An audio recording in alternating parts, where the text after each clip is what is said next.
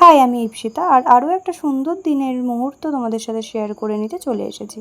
হ্যাঁ জানি কালকে কোনো আপডেট ছিল না, আসলে বিশেষ কিছু কারণের জন্য কালকে কোনো আপডেট দিতে পারিনি।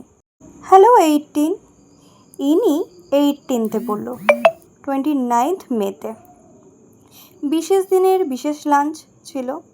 আমায় বলছিল কি কি মেনুতে ছিল। অ্যাকচুয়ালি আমি মিউট করেছি কারণ ব্যাকগ্রাউন্ড মিউজিক যা ছিল আমি কপিরাইট খেয়ে যেতাম। তারপর মা বাবা ইভেন বাড়ির কিছু মানুষের আশীর্বাদ নিয়ে তার দিনটা শুরু হয়ে গিয়েছিল। তারপর আমিও একটু আশীর্বাদ করে পায়েস খাইয়ে দিলাম।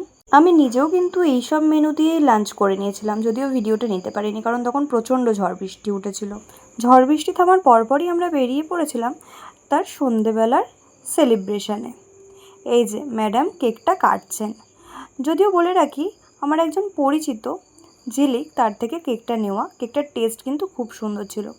বাই দ্য ওয়ে, আমিও কিন্তু কেক বানাতে পারি। আমি নিশ্চয়ই কখনো কেক বানালে তোমাদের সঙ্গে শেয়ার করব। জন্মদিনের কেকের প্রথম ভাগটা সে নিজেই নিজের মুখে পুড়ে নিয়েছিল। তারপর তার প্রিয় মানুষটাকে খাইয়ে দিয়েছিল। যদিও সে আমাকে খাওয়াতে বলছিল, তার সঙ্গে আমার এরকম খুনসুটি চলতেই থাকে। অ্যাকচুয়ালি আমাদের বন্ডিংটা ভীষণ সুন্দর, মিষ্টি। তারপর আমিও খেয়ে নিয়েছিলাম। তারপর ম্যাডাম এত বড়লোক হয়ে গেছিলেন টাকা পয়সা পেয়ে আশীর্বাদে, যে আমাদের জন্য একটুখানি খাওয়া দাওয়ার ব্যবস্থা করে নিয়েছিল। আমি একটু ঢং করে নিচ্ছিলাম আর ম্যাডাম কিন্তু এত কিছু আয়োজন করে ফেলেছিল।